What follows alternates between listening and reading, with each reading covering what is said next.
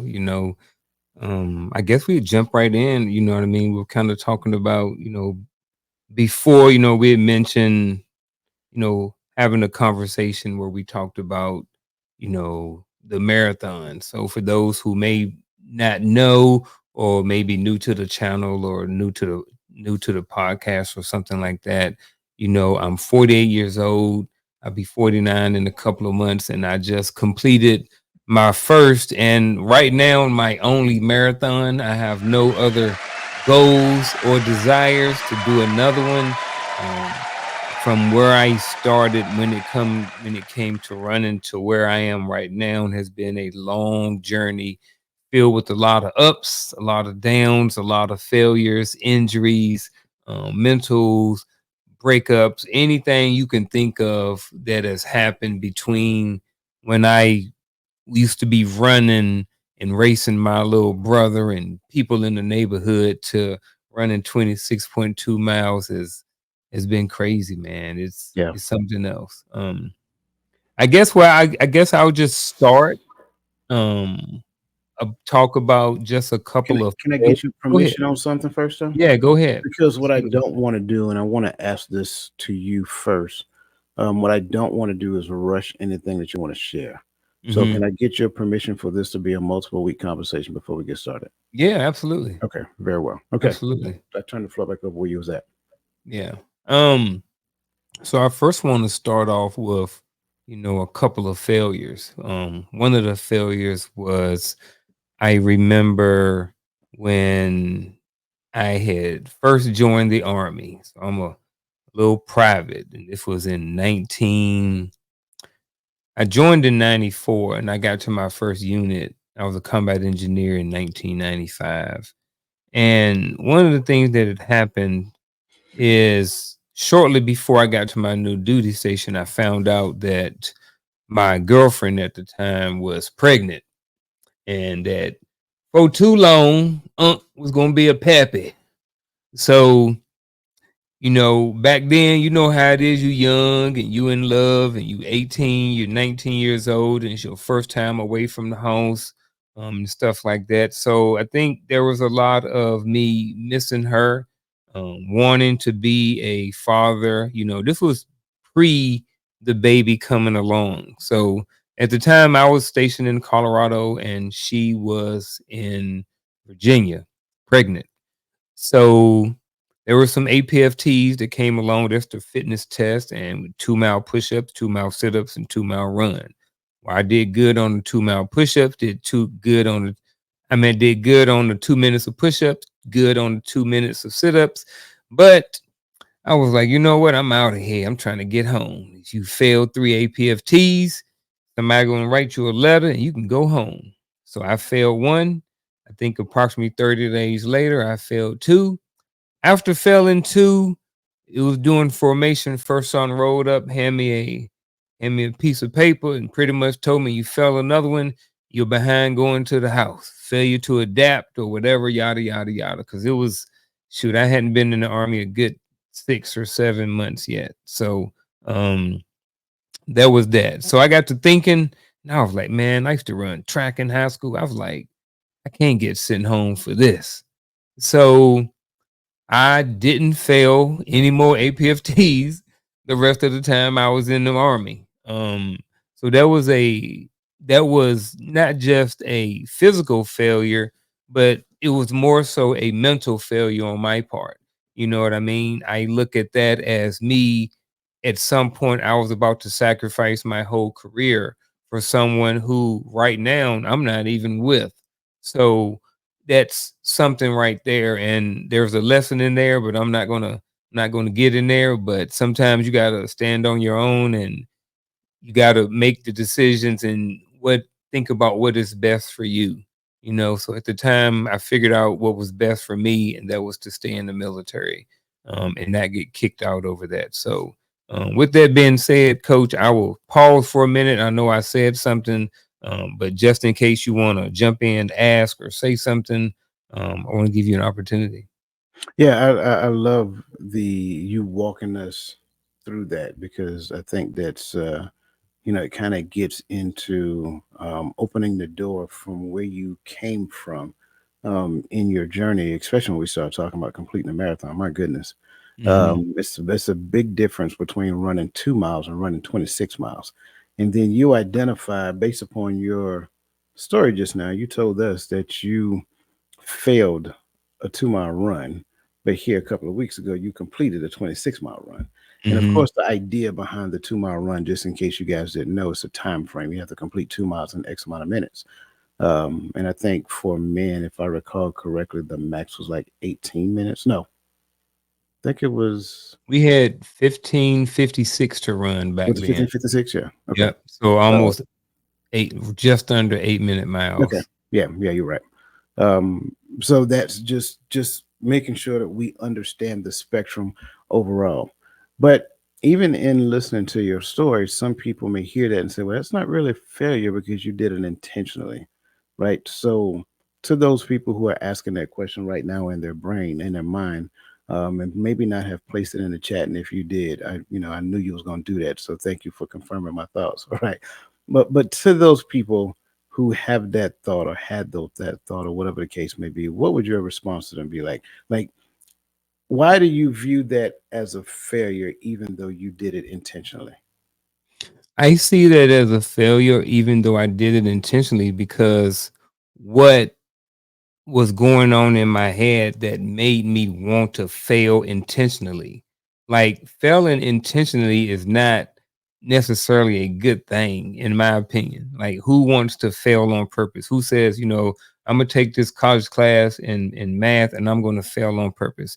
Yes, I understand there may have been context around it, but and I can also understand how other people's perspectives may see it as like you said, as just being intentional, and that's not failure. And I respect their opinions as well, So, like we said a couple times on here, if you feel like you can justify your opinion or your perspective, then you know it is what it is. I don't have anything. I get it. I understand it, but looking at my life back then, I looked at that as a failure. You know what I mean? So, and I also look at it, you can look at it as youth, you could look at it as immaturity.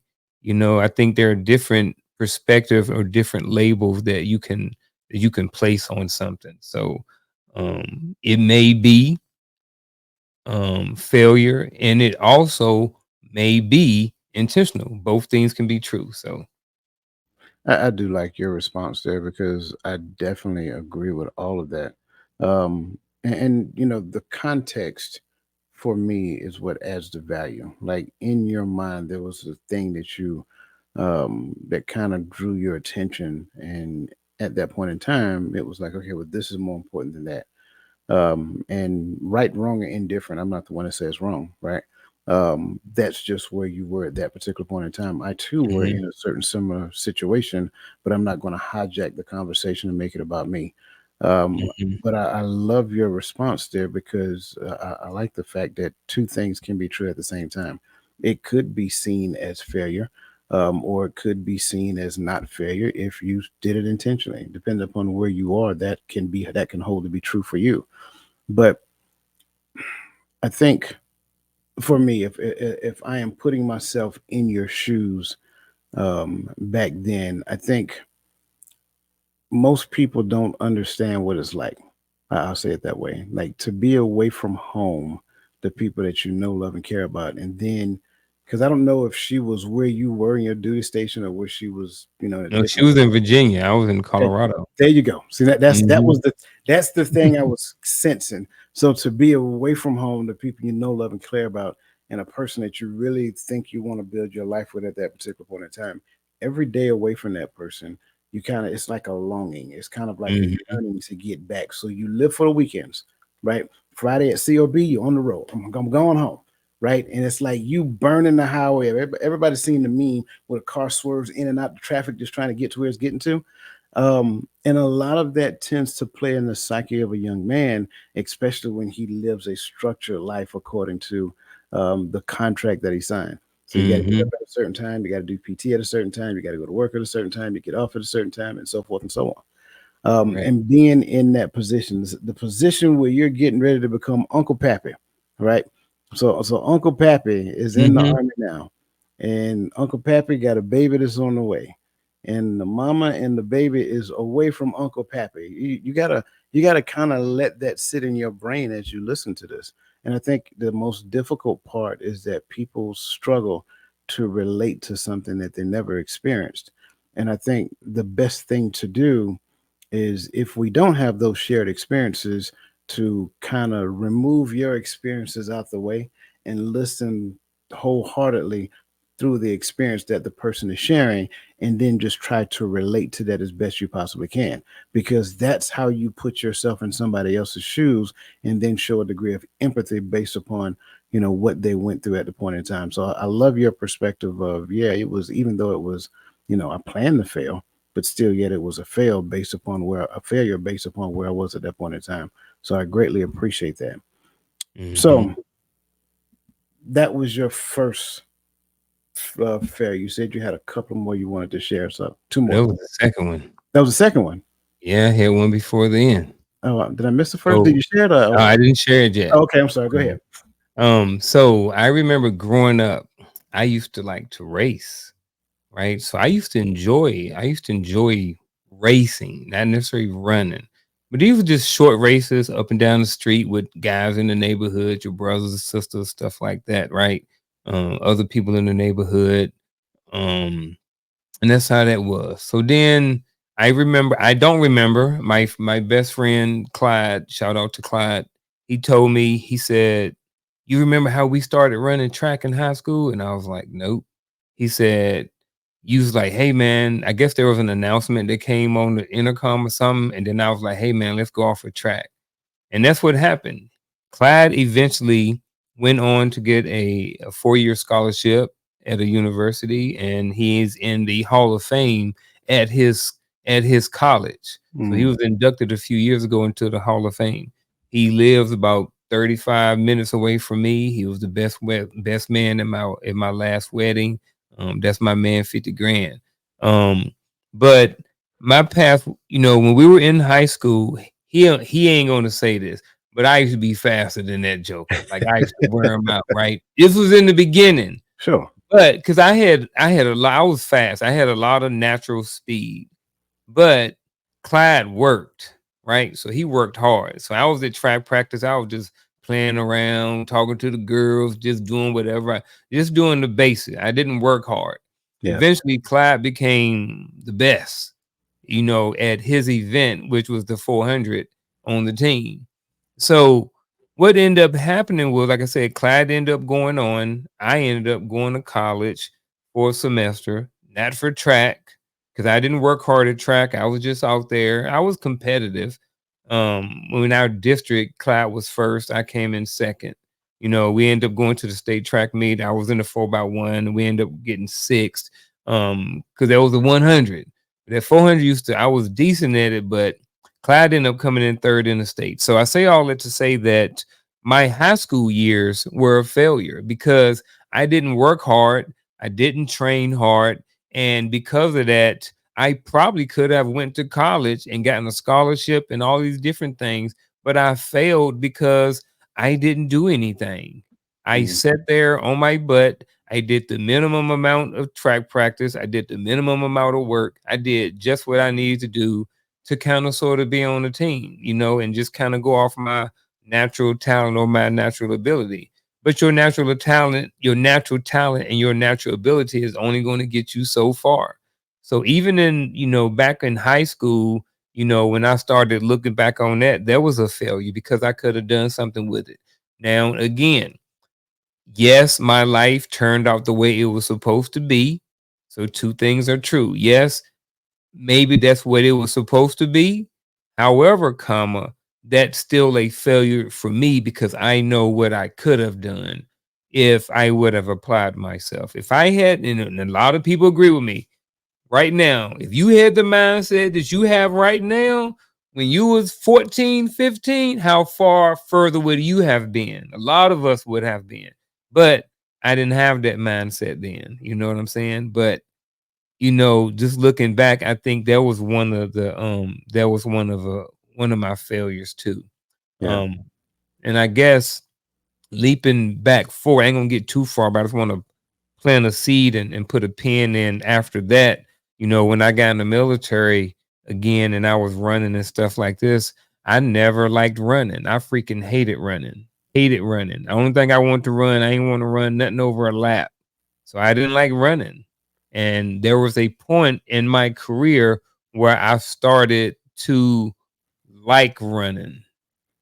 But if you want to go back to the high school and you want to explore that or open that some, let me know and we'll go back right there. So again, I want to pause along here to give the chat maybe an opportunity to ask a question or something like that, or to not give too much and still give you an opportunity to speak. Because sometimes you can talk too much and then everybody forget everything you said. So No, you good. I got my trusted notebook over here. okay, I saw Um, you over there writing. yeah, shout out to Clyde, man. Clyde did his Yeah. thing. You know what I'm saying? We're happy, and I think that's the thing that we have to really get good at doing is celebrating somebody else's success, Mhm. especially when it doesn't include us. Like we're quick to celebrate somebody else's success if it includes me, but why not get to the point of just celebrating somebody's success because it's a success for them, even if it doesn't include me?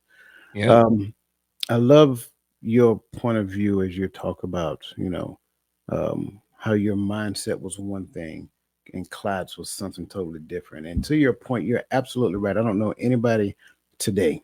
I'll tell you what, let me not talk about anybody. Let me talk about me. I Yeah. agree with you 100%. If I had the same mindset back then when I was 18 years old that I Sheesh. have right now, oh my goodness. I mean, I Mhm. would just, whatever, I'll sign whatever it is I want to sign. Yep. It would have been golden. Um, Again, playing advocate, I don't even want to bring the devil into it, but playing advocate, there's somebody who's listening that says, well, college isn't for everybody, right? Sure, you could have gotten an athletic scholarship to a school, whatever that looks like. But what if I have that natural talent, but I just don't want to go to school? Um, could that still be perceived as failure? Your thoughts? If I had the talent and didn't wanna go to school. Yeah, let's just say you know what I mean, like you said, you was faster than Clyde, so you Mhm. had the talent. But Mhm. I love the fact that you said talent alone is not good enough, right? Mm-mm. But for the person that has the talent or had the talent, and then school just wasn't for them in their mind, like in that person's mind, even though they had the talent, they didn't go to school.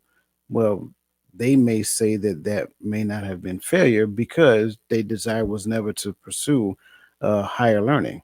So, what would your response be to that person who would ask a question similar to that?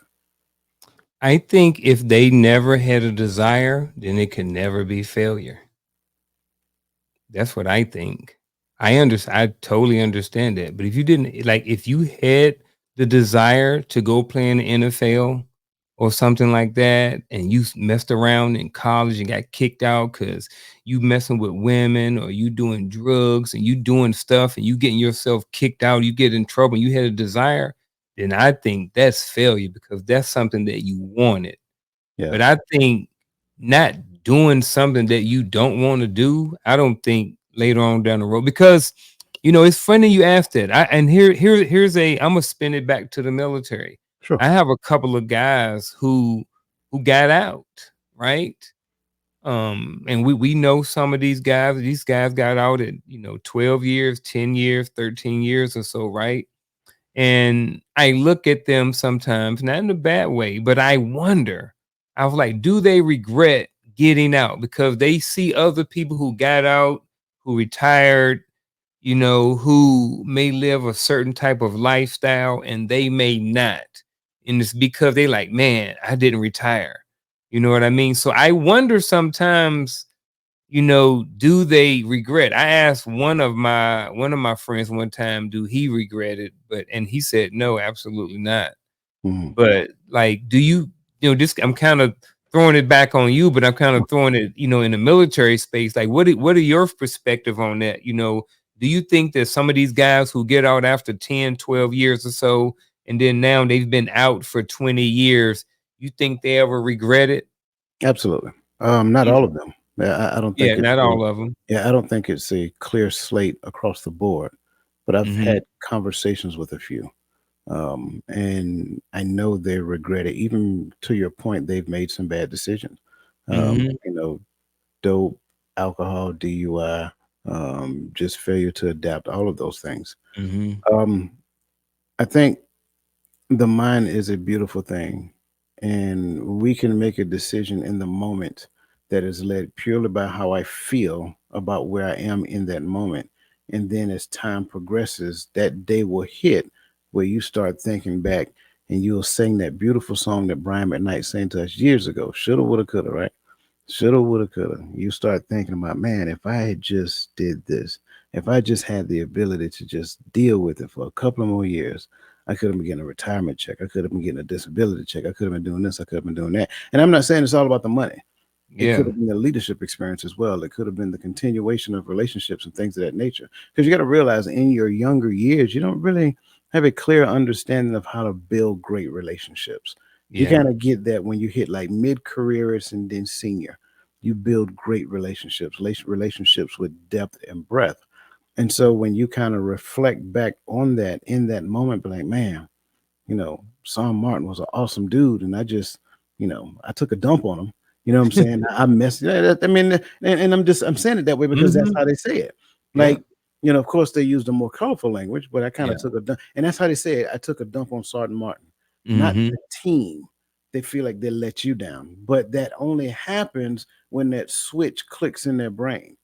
And I'm always that person, and if I'm going too far, let me know.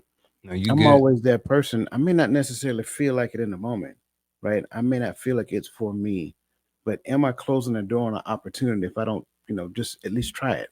Like trying the army or trying the air force or trying the navy, trying the marines is a thing, and I'm not saying it's for everybody, but you'll never know unless you try. Trying college is a thing. I'm not saying it's for everybody, right? Because I'm a first time no go in college. That's that that Mhm. is that would that Same. would be one of my failures. But then later on, as you both know, we both went back and we completed that. Mhm. And it's not that, well, I don't want to go too far on that, right? But again, if you never try, you never know. And so, even in the midst of trying it and then saying, hey, I failed or I didn't do it or whatever the case may be, there's always a subsequent question. Did I give that thing, that relationship, the attention that it needed for it to be valuable to me in that particular moment? And a lot of times we kind of go into thing kind of half cocked and haphazardly, and we just kind of give it partial attention. And so it returns to us the same energy that we give to it. And unfortunately, in that moment, we just don't feel empowered being there. Now, if anybody heard what I just said, I may have saw, excuse me, I may have closed the loop in your head about failed relationships in the past, failed tasks, failed careers, whatever that looks like. Um, so anyway, I'm sorry. Like I said, I got a little long winded on that, but I hope I answered your question. Yeah, absolutely. I like you said depth and breadth. It was something else I pulled out of there, but then I forgot real fast. But I did wrote down Brian McKnight too. Need to go Brian back and McKnight, man. yeah. I think I that's have the shattered dreams, yep, that's one of. broken I heart. think it's Yeah. off that album. I can't remember. I used to love Brian McKnight. Oh man, that album. Sheesh. That Yeah, album. Yeah. absolutely. That album. Um, Before what you was I going? continue, before Yeah, yeah. before you continue, if you're listening to this again, this is a trend. I'm telling you right now, this is a transformational conversation. If you would be so bold, and it's not for airing your dirty laundry. If you feel that way, then don't do it. But share some of your past perceived failures as well. And I'm saying it that way intentionally. Share some of your past perceived failures in the chat because I want everybody to understand that no one is without.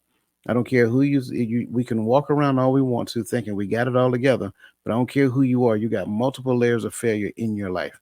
And I hats off to Uncle Junior for being bold enough to have this conversation after completing a major event. Like it would be so easy for us to talk about the end state right now, but it was his decision to want to go all the way back, and I think that's important. So hats off to him, and again to you in the chat who are going to share your past perceived failures. Please do. Please go ahead, sir. And again, thank you for anybody who puts their information in the chat. We appreciate you being vulnerable enough to and feeling like maybe this is a place where you can even share that information. So I appreciate you. Just co-sign and add to what Coach said. Um, I'm gonna move a little bit forward now, and I'm going to talk about just being in the military and just some of the um, reasons why I didn't like running. Um, I didn't like it because we had to do it all the freaking time. I was used to running nothing. Only time I ran miles was in high school when we had to do mile repeats. We might be doing 3 miles. Yeah. So the purpose behind that was the first mile was just a warm up mile. You may do that at 50%. You warm, take a little bit of break, and then you run your fastest mile after that. That's your mile. Then you take another break, and then you run your third mile at 75%. So we may did that twice a season or something. It was like early in the season, but I didn't run long distance, so I didn't like running them because just like anybody out there who don't run, as somebody who do run, running freaking hurts, right? Sometimes 1 mile hurt, sometimes 2 miles hurt, definitely 26 miles hurt, but the first 2 miles hurt for a lot of people, and at a point in my life, those 2 miles hurting me too, you know a couple of years ago, 2 miles was hurting me, so when I had first started back running and stuff like that again, I had to deal with all of those pains to go through it. But when I was in the military, I just didn't like running.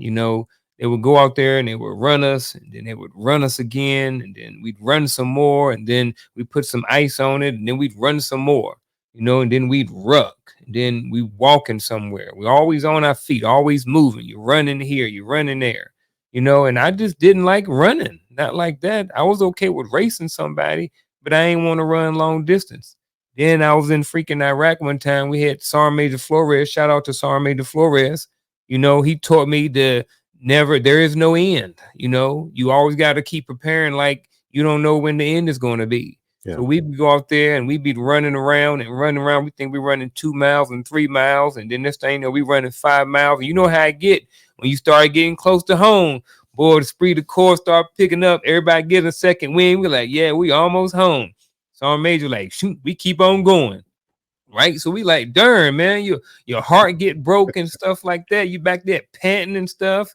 And then, when you start getting some stripes and stuff, not only are you responsible for yourself, but you're responsible for everybody else's fitness too. So Yeah. I'm just like, dang, I'm responsible for Roland and Gaddy and Coach too. Like I'm in charge and I got to be responsible for these jokers. Look, I'm good.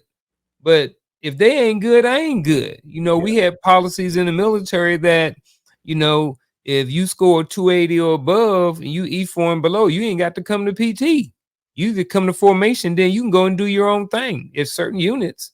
But if you was an NCO and you had Joe, if your soldiers, if I got a 280, I still got to be there. If Coach Roland and Gaddy hadn't done if they ain't got a 280. Hmm. So it's like, what should I work for 280 for? So I went through that mindset, you know. I just didn't like running, you know. Um, but here's when I started to like running.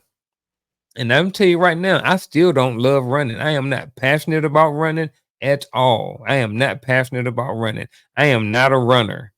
Just FYI, running is not my thing. It is something I do for whatever reason that we'll get to later on down the road. But here's how I started kind of sort of liking running.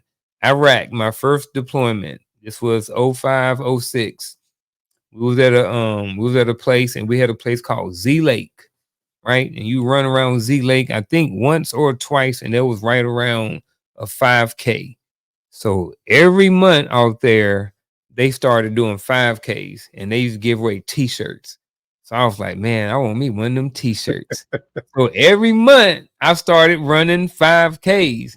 So in between each month, what I tried to do every single month is I tried to get better. I just tried to improve my time.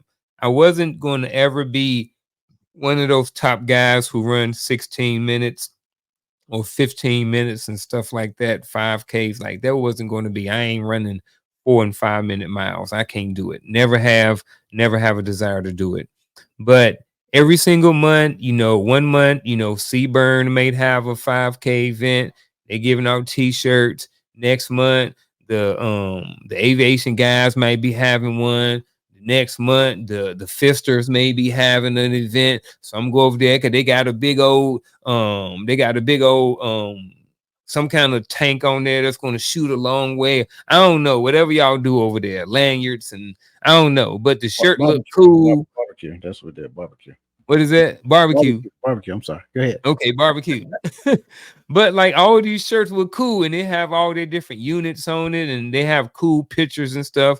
And you sign up for the events, and I don't think they were free, but they might have been like $10 or something like that. They was really cheap. There wasn't expensive events or anything like that. So you sign up for them and you get these events. And honestly, they might have even been free. You might have just had to sign up for them.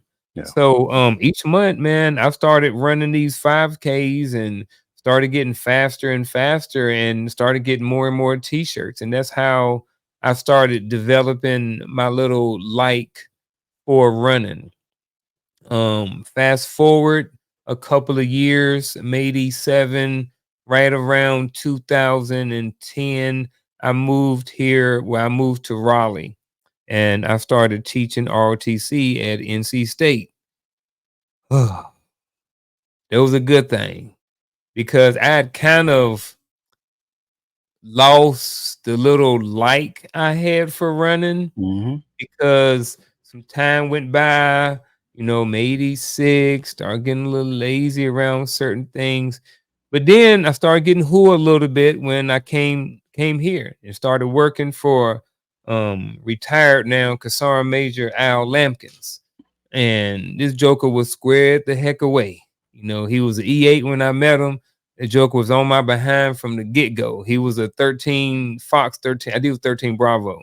And that Joker was on my behind. Mm. But in a good way, because he made me soldier. And he was hua hua. And I don't know, I still love that dude. I learned a lot from him. He ended up, getting promoted early, making Sergeant Major, all these different things. Great guy. Still doing good stuff for the community right now and up in Fayetteville. Maybe I'll drop the link or something like that, if I find it. But real good guy, real good dude. But we had this thing there called Ranger Challenge. And Ranger Challenge is when the cadets they get there and they compete. It's like a mini Olympics. They got a bunch of different events and they compete against the other schools. So somebody got to train these jokers. So that was Sergeant Lampkin's job. And I wanted to tag along because Sergeant Lampkin was a freaking stud. And um I was drawn to his leadership. It Yeah. was hard, but I was drawn to his leadership. So in a sense, I kind of wanted to, he was a combat arms dude. I was aviation. So I wasn't combat arms since my first 3 years. So he was the first like real like hard NCO I had in a long time.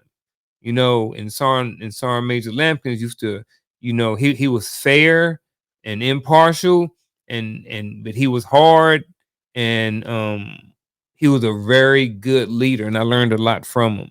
But so like I said, somebody had to train these cadets. So it was Sergeant Major Lampkin's responsibility, but I tagged along. And so that means I had to get good at a lot of stuff. We would go out there and run in the morning, do PT. I was stuck and I couldn't hardly keep up and stuff like that at first. So I had to get better at the end of the day. I had to just keep getting better and better and better. And that is kind of sort of when I just started liking running again. And then I signed up for a Krispy Kreme run. And they have that here every year in Raleigh in February. I might run it. In February. I haven't ran it in a long time. Yeah. And the Krispy Kreme run is you run 2.5 miles, you eat a box of donuts, you eat 12 donuts, and then you go run another 2.5 miles. So it's 5 miles total and 12 donuts. Um, and I did that. So I kind of had to train a little bit for that because I didn't want to embarrass myself in front of cadets. So Right. once I got in that atmosphere, back into ROTC and training and leading and being looked at as, somebody as who's being respected because I got there and I just made E7 like soon as I got there. And because he got on me about that because I ain't have a sermon. I just stuck it on. Wasn't nobody around, so I just pinned myself. And Yeah. he was like, "You didn't want to have no ceremony?" And I was like, "No, Sergeant." And he was like, talking about the army traditions and all this stuff. And I was like, golly, man, he on me already. You know what I'm saying? I thought I was gonna go there and just take a knee. I did not take a knee when I was there. You know what I'm saying? So I don't know. That's when I started developing, my little love-hate relationship with running again. So I'll pause right now and then give you opportunity to jump in. Yeah, I mean, again, I greatly appreciate you sharing that with us. I don't think I ever loved it. I'm gonna be honest with you. Like, so in my younger years, and I'm just because you were so gracious to share a lot of your moments in reflection. I share Mhm, briefly some of mine. I played football in high school, right? mhm, So I could run. Did basic training to split option. So basic training from a physical standpoint to me was, I mean, it's just a thing. It wasn't a big deal for me. The only adjustment I had to get, the major adjustment for me is rucksacking. But because in mm, basic training, your rucksack isn't that big, 35-pound rucksack, I'm good. I just had to get my force march stamina up. Um, but a regular army, I hated running. I'm gonna be honest with you. Push mhm. ups, sit ups, I'm golden. I could do push ups for Yep. days. I could do like in the APFT you talked about, like 2 minute push ups, 2 minutes worth of sit ups, and then a 2 mile run. Well, I was that person. I would stop doing push ups at a certain point because I would literally max my push ups within the first minute. Oh, I thought you say Uh, you gonna save energy. I was like, well, no, I no, was like, no, no, "Man, no, you was no, that no, guy? no, I Hey, wasn't you that that guy. dude. I'm doing the minimum so I can save my energy for the Nah, run." I've Oh, met a lot of them. yeah. Um, but yeah, I would max my push-ups in the first minute, and so then I would Mhm. get up, and then of course, sit-ups. You kind of space those out and take up the whole Yeah. 2 minutes. But Yep. ideally, for most of my career, I could max the sit-ups. A 2 mile run, though, Chief. Let me tell you something. That bad boy, that monkey get on your back from the start, and we kind of talked about it previously, and Did I you don't ever know. max the run? Yes, again, Never max the run. I've maxed the run, and I tell you how as I'm painting this picture. Mhm. Um, but in the beginning, that monkey would get on my back as soon as it said go. And it just like I struggled in the beginning of finding a rhythm. I could never find a running rhythm. It just felt clunky. I just, that plop, plop, plop. I just couldn't get it. And then as I progress into the realms of leadership and things of that nature, when I first started pinning on stripes, that's when, no one is more professional than I started kicking in. And we Mhm. say it so much in PLDC that I really believe that. And as 13 Foxes, we always believe that, look, here's the deal. The things that you control, I learned this early in my career. Control the things that you control. If you don't control the things that you control, now you're putting somebody else in control. And then once you do that, now they get to make the decision for your future. Mhm. So, weapons qualification, APFT, those things are within your control. What you look like when you come to work, how you show up at work, your uniform, and all that great stuff, those are the things that you control. I got that at a very young age. I think I was like a PFC when I got that. By the time I hit E6, I was like, I still didn't like running, but I was good at it. I got good at it. Like my Yeah. goal was sub 7 miles. That was my goal. Did I always meet my goal? Absolutely not. But I never forget this one day. And it's not the first time it happened. We had this corporal, last name Hubbard. Shout out to Hubbard if you're out there, bro. Hubbard challenged me one day. He said, "Smoke." He said, "I get you." I know what you're talking. No, I'm sorry. His platoon sergeant said, "I got somebody for you," because I would run my platoon like I'll put them in a straight line, and we'll run. And I mean, they had to keep up with me, and we'll just be weaving in and out of formations. That's how fast we would run from. I think it was 16th Street down there where DeVarty was at, all the way down to TJ Mills and back. It used to be called Fort Hood Street. They didn't change to TJ Mills. I don't know if it's still the same thing, but Oh, we'll I run. knew it for Hood Street. Yeah, we'll run all the way down to the break where it breaks and it goes into the first cab side. Mm. We'll run all the way down and then turn around and come back. That's about 4 miles. And I mean, we getting it. And if you fall out, I'm doing a U-turn. I'm coming back and picking you up, and we're gonna keep going. During the battery APFT, my boy Daryl Davis, he said, "Hey, I got somebody for you." I said, "Who?" He said, "Corporal Hubbard." I said, "Man, nobody worry about Hubbard." Hubbard said, "Yeah, I get you, Smoke." I said, "Okay, what does that mean?" It's like if he scores better than you in the APFT. I was like, "Okay." I got this thing in me, and I don't know what it is. It's kind of hard to say. Either I am too stubborn to accept defeat, or I'm too stupid to be defeated. One or the other. Mm. But and I don't think it's B. Um, this was when you were graded on the extended scale. Corporal Hubbard could run like Forrest Gump. I knew that already. So me beating him to run was impossible. So I knew, and I don't know if you remember the extended scale back then when it came down Mhm. to running, it wasn't 1 second, 1 point per second. It was like Yeah. X amount of seconds per point. And Mhm. that's once you get beyond the max. Once you 300, get yeah. right, once you get beyond 300, now that's when the points start tallying up. But I knew push-ups were 1 for 1 once you get to the max. And remember, I told you I maxed my push-ups in the first minute. Mhm. Man, I must have knocked out like 100 or something push-ups that day, Mhm. because I knew I had to build a lead. And Mhm. I maxed my push-ups, I maxed my sit-ups. I knew because I had the numbers in my head already. So I knew when I was doing it, I did it. Next thing you know, it's time for the run. And I don't know what it was. I guess the wind was blowing just right that day, and the monkey said, "I'm gonna leave you alone for this and go and do your thing." And I ran a 12, I think it was like a 12:37. Mhm. But remember, my goal was sub sevens, because Mhm. 7 minute miles will put you at 14 minutes. Sub that, I mean, Mhm. you're winning at that point. Well, I think it was 12. I want to say it was like 12:40 was the max for the run. So as long as I hit the max, I was good. All those extra push-ups count. So I think I may have beat Corporal Hubbard by like 10 points. Mhm. But we joked it off, we laughed about it. But at the end of the day, it was friendly Yeah. competition. Like I wasn't gonna do anything to them. They wasn't gonna do nothing to me. Yeah. It was just like that's how we competed in the army. It was fun. I still didn't like running though. I never Mhm. I could do it, but I think I did it because of my understanding of leadership, because we're supposed to lead from the front. How can I ask my soldier to do a thing that I'm not doing? And if they see me do it, it kind of motivates them to do it as well. So yeah, it's just kind of like my reflection of it. And I love the fact that you brought that in, that you had to develop that love for running, because I sense that as well. Like you was teaching at Cadet Command, I teach at the Cyber Center of Excellence, and it's like a degree of competition that the Yep. students still want to have with you. So it's like Mhm. being in that leadership position. Like you don't want you still got it. Like yeah, Yeah. but you don't want them to see you lagging behind. So I love the fact Yeah. that you brought that to the conversation, man, because I think most everybody has that. Like you don't want your kids to see you not be the best version of yourself. But Yeah. eventually you realize that, well, it helps them for me to be vulnerable and share with them that I've struggled when I was your age as well. And when I got Mhm. that as a leader, you know, person out here, saw first class fly, he's going over 300 in the APFT.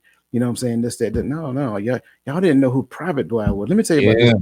Right. Different So person. absolutely, absolutely. So I love the fact that you mentioned that, because when you talked about Sergeant Major Lampkin, one of the things that you said in so many words is that you was drawn to his leadership. Yep. And I think that's important for every person out there who like is in a leadership position, or just have people who look at you as a leader. It's something about you that's within you that really draws that person. It's not the thing that you think it is in most cases.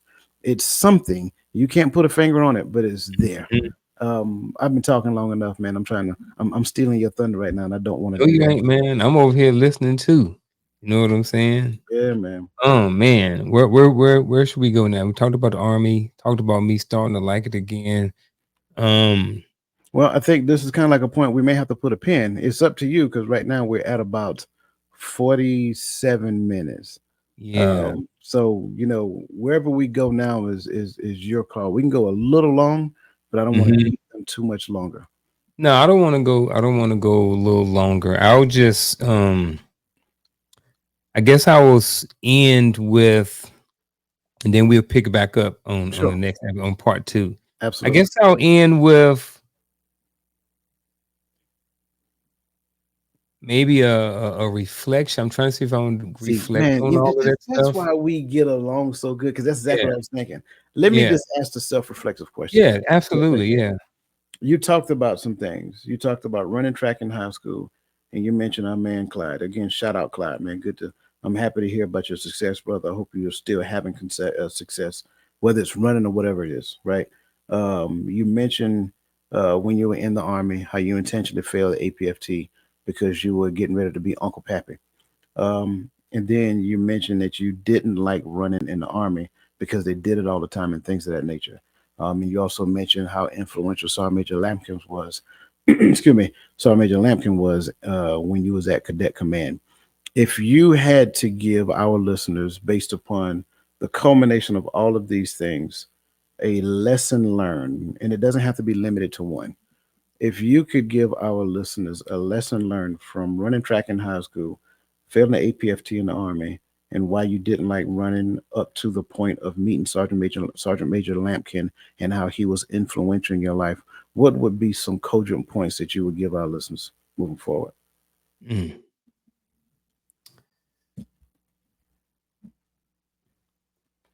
People always say be real, right? But what does being real really mean? You know, in my opinion, being real with yourself is being honest with yourself. So, like Coach said, he asked people, if they would, felt like sharing to drop, a failure, something they perceived as failure in their life in the chat.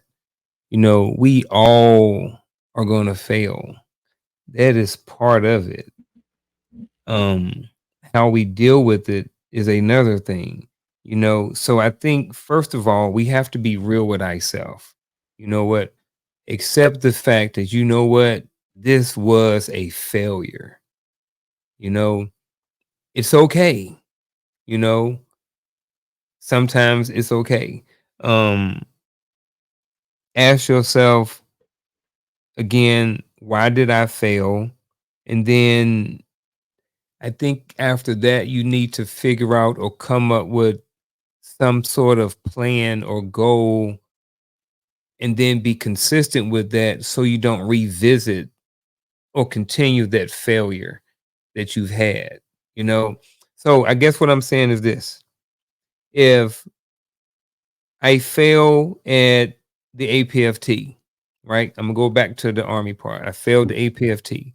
At some point, I had to get with myself and I say, "Hey, look, bro, you got to be honest with yourself. Do you really want to get kicked out of the military over this, or do you really?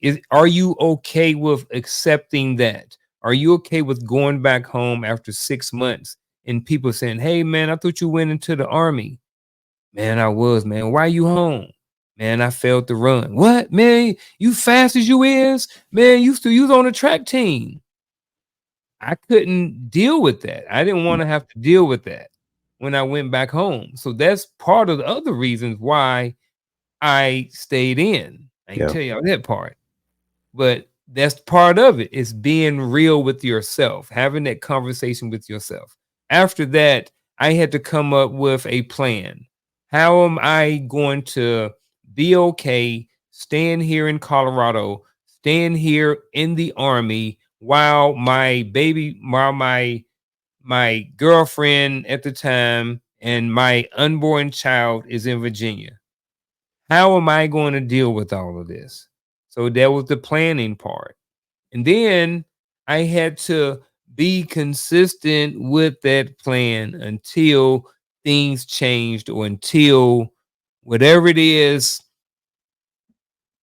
adjusted or changed it, whether we got married, whether we broke up, whatever in the future.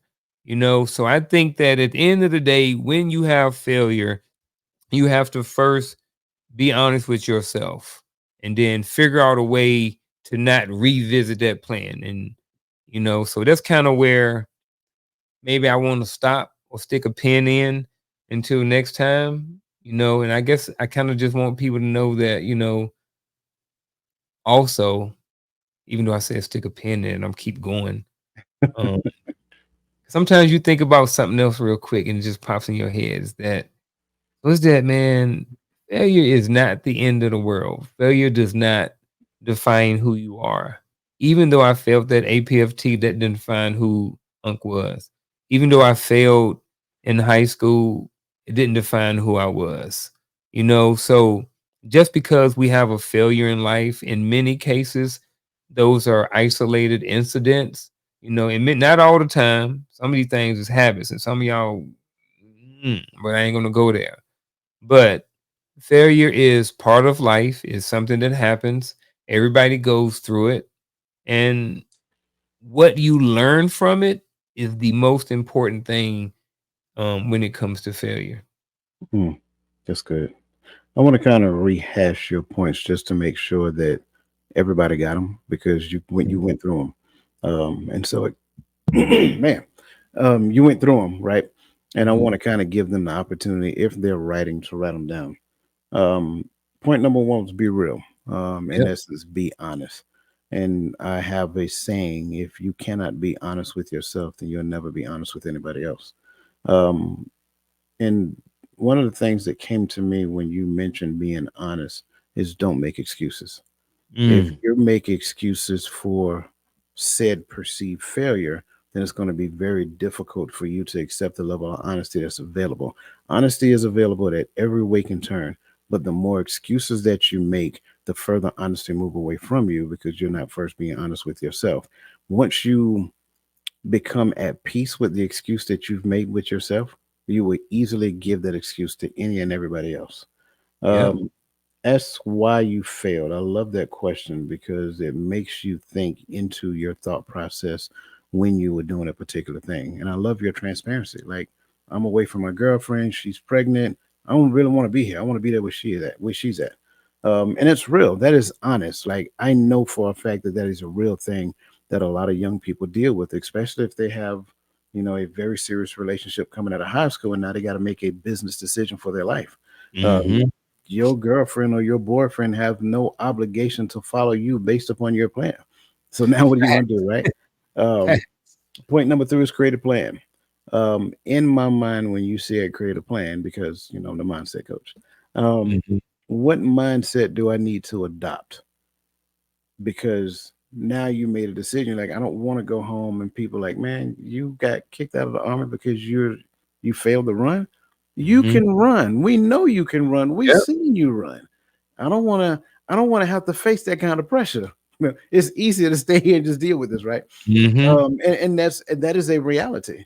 Um, so, what mindset do I need to adopt to support me staying here and dealing with what the army is going to dish out? The fact that my girlfriend is not here. What mindset do I need to adopt to make this decision now okay? And then point number four, develop the discipline to maintain that particular mindset and see it through all the way to the end. Did I get them right? Yep. Okay, very Absolutely. good. I like that. I like that. Here's the thing I want to offer, and he don't know I'm about to do this. So either he gonna curse me out afterwards. He Let's don't know do I'm it. about to do this. Because we issued a goal, and the goal said that we would have a after show conversation about what we talked about. Now, here's the thing: I want to moderate the conversation because I don't want to spill into the conversation that's going to happen next week. So we can only have conversation about your perspective of failure and some of the life challenges that you're dealing with, right? Sure, you can ask some questions about anything that he shared with you, and I don't think he will mind responding to those or even tapping into some of his thought processes as it pertain to it. I leave that up to him to decide. And if he say no, then it's the answer is no. But here's the other side to it. We can talk about his life or we can talk about your life. I think we'll get more value in you talking about yours based upon some of the things, some of our shared experiences, coupled with coaching practices and things of that nature, lessons learned, so forth and so on. So that's the thing I want to present. I want the people who participated in the goal, I want to give you the floor so that you can come up on stage with us and we'll do a link for this so that you can come up on stage with us and ask your questions based upon everything that this young man has so graciously presented during this conversation. Is that okay with you, Unc? Can we do that? Absolutely. There you go. So there you have it, straight from the You horse's gonna do mouth. it on StreamYard or we doing it on TikTok? We're gonna do it on Streamyard. Okay. I can't on Streamyard. We can control who comes in. On Hmm. TikTok, I really can't unless we do it in the subscription, and I don't want to do that there. I have that preserved for something else. So That's the key. We will give you the StreamYard link immediately following for those people who actually participated. And that probably is going to come to you via email. So look out for that. If I don't have your email, make sure that you send me a message. You can send it to info, at totalmindsetshift.com. One word, totalmindsetshift.com. Info at totalmindsetshift.com. You can send me your email address there or whatever, and I just respond with the actual link to get into the StreamYard. So, with that being said, brother, do you have any last words that you want to give this amazing audience? No, man. I want to yes, yes, yes, yes. What if someone is out there right now and they're looking at this and it's like, "Oh man, I didn't participate," or "I didn't, respond to that question earlier in the show, but I want to still I still want to be a part of this." What do we what about those people? Great question. If I'm not mistaken, the goal should still be up. It should not expire until the end of the show. So Okay. that being said, they can still have time to participate. Okay. So that's it. That's the I answer. like it. There you Yes, sir. go. Me too. Mhm. Listen, as you guys always know, it is an honor to be able to come before you every Tuesday evening and share, our perspectives of these talking points. Again, there's more than one way, and I don't want to say skin a cat because we might offend somebody if we say that, but there's more than Mhm. one way to do a thing, right? We're not saying that our way is the only right way to do it, but if you pay attention, we focus on mindset and consistency. And the variations that you find within mindset and consistency is yours to choose. All you have to do is adjust your mindset, like just said a few seconds ago. Find the mindset needed to adopt whatever it is that you want to do, and then find the level of consistency within that. So I think those are great parting words. So that being said, for you guys who participated in the goal, we will see you in just a few minutes. Other than that, listen, you guys let the best version of yourself be a blessing to somebody else, and we will see you again next week right here on Coach's Corner for part two of this young man sharing with us his plight to completing and competing when it comes down to doing his first marathon. So you guys have a great evening.